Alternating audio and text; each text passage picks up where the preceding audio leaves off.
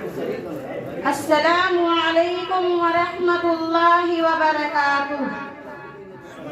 الحمد للہ رب العالمین والصلاة والسلام على أشرف الأنبياء والمرسلين أما بعد فأعوذ بالله من الشيطان الرجيم بسم الله الرحمن الرحيم يا أيها النبي قل لأزواجك وبناتك ونساء المؤمنين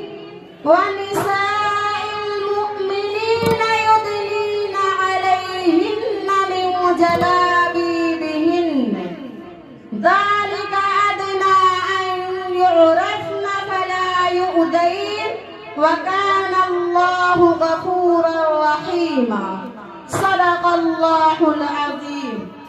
معزز مہمانان اعظام و سامعین کرام، مجھے آج جس موضوع پر لب کشائی کرنے کا موقع ملا ہے اس کا عنوان ہے بے پردگی اور فیشن پرستی۔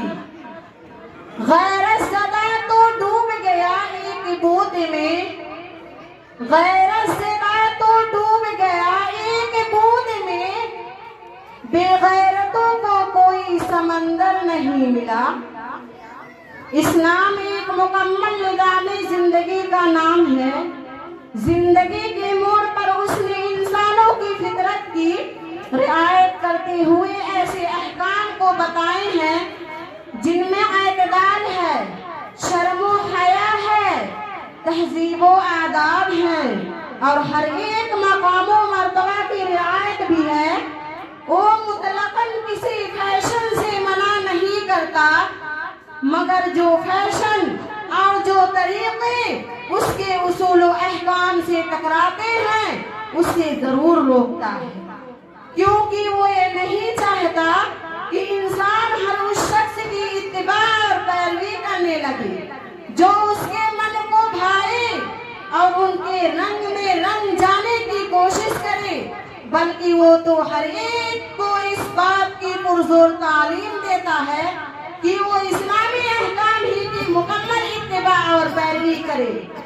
آج کی تقریر میں یہی بیان کیا جائے گا فیشن پرستی کی وبا نے انسان کو کس قدر ننگا کر دیا ہے، اس پر غور کرنے کی ضرورت ہے۔ پردہ کرنا فرض ہے، پردہ کرنا فرض ہے۔ مرد کے لیے ناک سے لے کے گھٹنوں تک سطر کا حصہ ہے جس کو چھپانا ضروری ہے، اور عورتوں پر ہاتھ اور چہرے کے ساتھ ساتھ پورے جسم کا اجنبی مردوں سے چھپانا اور پردہ کرنا فرض ہے۔ اس لیے ضروری ہے کہ ایسے کپڑوں کا انتخاب کریں جس سے پردے کا مقصد پورا ہوتا ہے۔ صرف فیشن کے جذبے ہیں اور نئے ڈیزائن کے شوق ہیں، ایسا لباس ہرگز نہ خریدے جس سے بے پردگی ہوتی ہو۔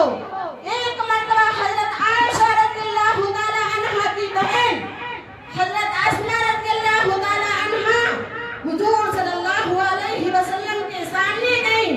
وہ باریک کپڑا پہنی ہوئی تھی۔ رسول اللہ صلی اللہ علیہ وسلم نے اپنا چہرہ پھیر لیا اور فرمایا، اے اسماء، جب عورت بالغ ہو جائے تو جائز نہیں ہے کہ اس کے چہرے اور ہتھیلی کے سوا کسی حصے کو دیکھا جائے۔ سطر کے حصے کو دیکھنا اور دکھانا جائز نہیں ہے۔ آج لوگ کہتے ہیں جسم ہمارا ہے، ہم جس کو چاہے دکھائیں، اس پر کسی کو اعتراض کا کیا حق ہے، مگر یہ غلط ہے۔ جسم اللہ کی امانت ہے۔ اسلام نے عورت اور مرد کے لیے جن حصوں کو سطر قرار دیا ہے، کسی کے لیے ان حصوں کو دیکھنا یا خود سے کسی کو دکھانا جائز نہیں ہے، حتیٰ کہ ایک مرد بھی دوسرے مرد کے سطر کے حصے کو نہیں دیکھ سکتا، اسی طرح ایک عورت بھی دوسری عورت کے سطر کے حصے کو نہیں دیکھ سکتی۔ اس لیے لباس ایسا پہنے کہ کسی کی نظر سطر پر نہ پڑے۔ رسول اللہ صلی اللہ علیہ وسلم نے فرمایا، اپنی راہ نہ کھولو اور کسی زندہ یا مردہ آدمی کی ران کی طرف نظر نہ کرو۔ ایک دوسری حدیث میں آپ صلی اللہ علیہ وسلم نے فرمایا مرد دوسرے مرد کے سطر کی طرف اور عورت دوسرے عورت کے سطر کی طرف بغیر شرعی مجبوری کے نہ دیکھیں۔ عورت جب گھر سے نکلتی ہے تو شیطان تکنے لگتا ہے۔ حضرت عبداللہ بن مسعود رضی اللہ تعالی عنہ فرماتے ہیں کہ رسول اللہ صلی اللہ علیہ وسلم نے ارشاد فرمایا عورت چھپا کر رکھنے کی چیز ہے، جب وہ باہر نکلتی ہے تو اسے شیطان تکنے لگتا ہے۔ اس حدیث میں شیطان سے مراد یا تو خود شیطان کی ذات ہے جس نے انسانوں کو بہکانے کی قسم کھائی ہے۔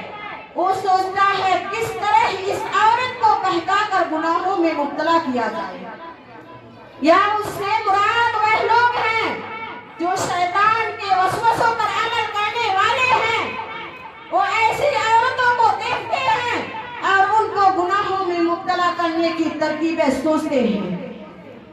بدنظری کا گناہ دوسری وقت سے شروع ہو جاتا ہے اور یہی چیز زنا تک پہنچا دیتی ہے۔ اس لیے عورتوں کو بلا ضرورت گھر سے باہر نکلنے سے بچنا چاہیے۔ اگر کسی ضرورت سے نکلنا ہو تو اس طرح پردے کے ساتھ نکلے کسی طرح زیب و زینت کا اظہار نہ ہو۔ انہی چند باتوں پر میں اپنے تقریر کو اس شعر کے ساتھ ختم کرتی ہوں۔ تجھے سجنے کی ضرورت نہیں اے بنت حوا، تجھے سجنے کی ضرورت نہیں اے بنت حوا، تجھ پہ سجتی ہے حیا بھی زیور کی طرح۔ اللہ تعالیٰ امت مسلمہ کی تمام ماں و بہنوں کو فیشن سے بچنے اور مکمل پردہ کرنے کی توفیق نصیب فرمائے۔ آمین۔ بہت خوب، ماشاءاللہ۔ آخر دعوانا ان الحمد للہ رب العالمین۔